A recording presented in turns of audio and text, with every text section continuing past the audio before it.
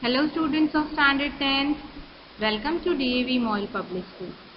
I am your English teacher Jagruti Mishra. Let's begin our today's online session of English. Today we will continue with the same topic, footprints without feet. Before proceeding further, let us quickly recapitulate what we studied in our previous session.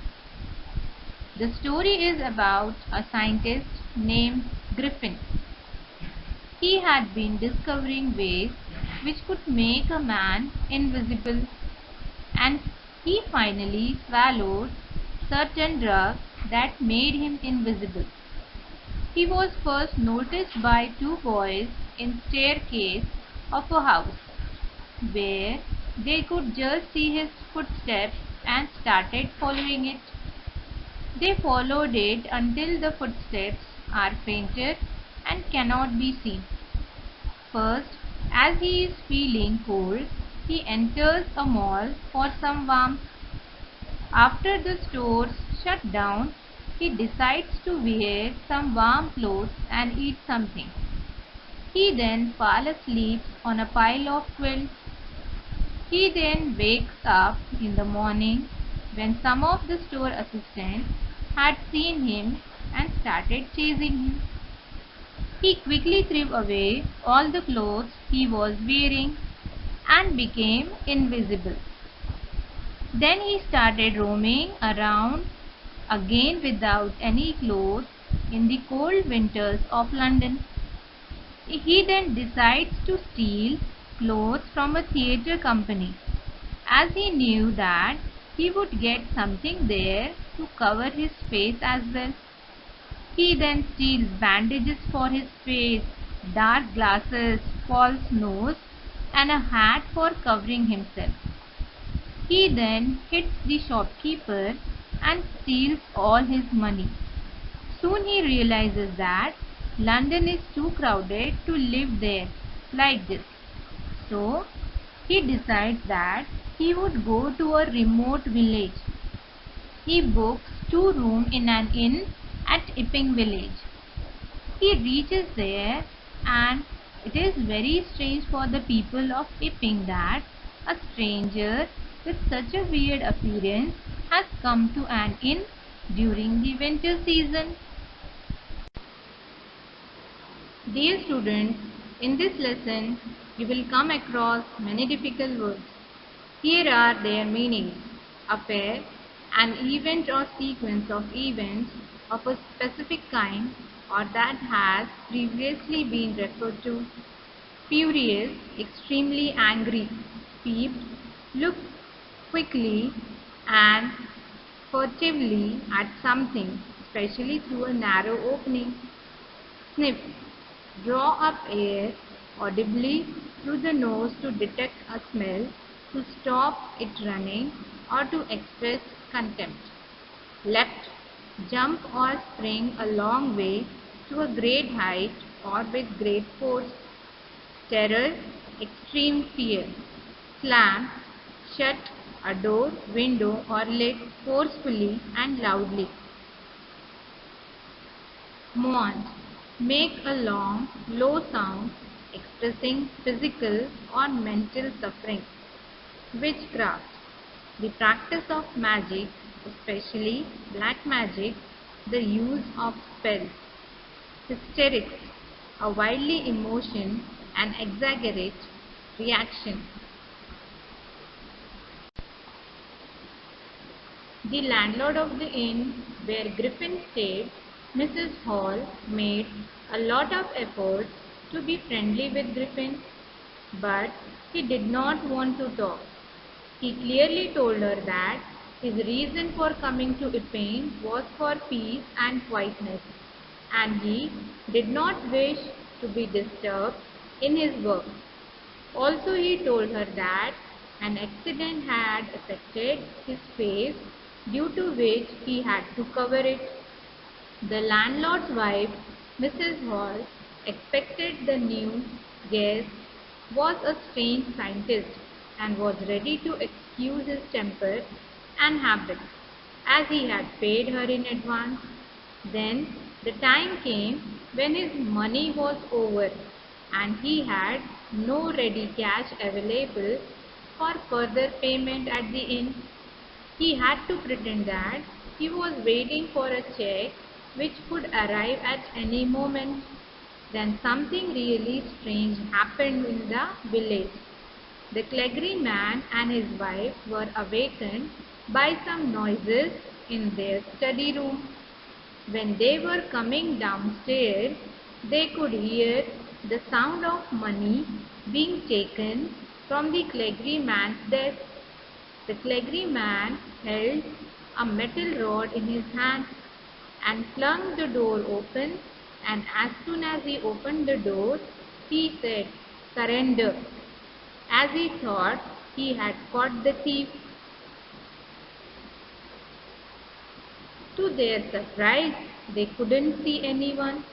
They looked under the desk, behind the curtains, and also up the chimney, but the person was nowhere to be seen. Yet the desk has been opened and the housekeeping money was gone. Then the Clegg man kept on saying extraordinary affair the whole day because he was shocked by the incident. But the things that happened with Mrs. Hall's furniture were much more fascinating. Mrs. Hall and her husband woke up early and were surprised as the door to the guest room was open. Usually, his room door remained closed and locked. He used to get very angry if anyone tried entering his room. It was an opportunity for Mrs. Hall, who did not want to miss it. They decided to investigate when they saw that nobody was inside the room. His bed sheets were cold, which showed that he must have been up for a while, and also all the bandages that he used to tie around his face were lying around the room. Suddenly, Mrs. Hall heard a sniff close to her ear, and Griffin's hat that was lying on the bedpost flung towards Mrs. Hall and hit on her face. Then the chair in the room dashed itself, hitting Mrs. Hall in her leg. As they got scared, Mrs. Hall and her husband were going out of the room when the chair closed the door and suddenly a sound of locking the door and locking were heard. This terrorized Mrs. Hall and she was about to fall down from the stairs.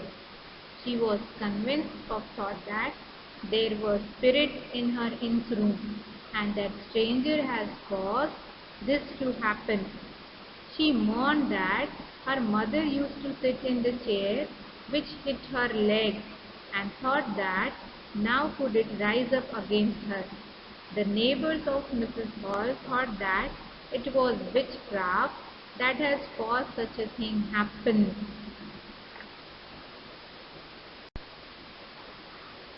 When the news of the burglary at the Clegg man's house reached other people in the town, everyone started suspecting the strange scientist. Suspicions grew stronger on him when he produced ready cash for his payment at the inn, even though he had told some time back that he did not have money and was waiting for a check to arrive. The village constable was called for, and Mrs. Hall did not want to wait for him. She went straight to Griffin as she had appeared from the empty bedroom at the inn. She asked him what had he been doing upstairs to her chairs and furniture. She also asked him how did he come out of the empty bedroom or enter the locked bedroom. The scientist became really angry and started shouting that they don't understand who or what he was and decided to show them the truth. He removed his bandages, whiskers, spectacles and also his nose. It took him just a minute to do all this, and the people in the bar were horrified as they looked at the headless man. Mr. Jeffers, the constable of the village, was surprised as he saw that he had to arrest a man without any head. But Jeffers still wanted to do his duty, as he knew that magistrate wanted him to arrest the person, and it did not matter that he had a head or not. As he threw away more and more his clothes, he became more and more invisible, and finally, after the Griffin removed his shirt, he was nowhere to be seen. Jeffers was struggling to arrest a man who had become completely invisible. People who tried helping Jeffers were also struggling as they were hit by blows from nowhere. As Jeffers made his last attempt to catch hold for the invisible man, he was knocked unconscious by the invisible man. Everybody was shouting, hold him, repeatedly, but Griffin had set himself free from them and nobody could understand how to catch him. Now let us quickly recapitulate the story.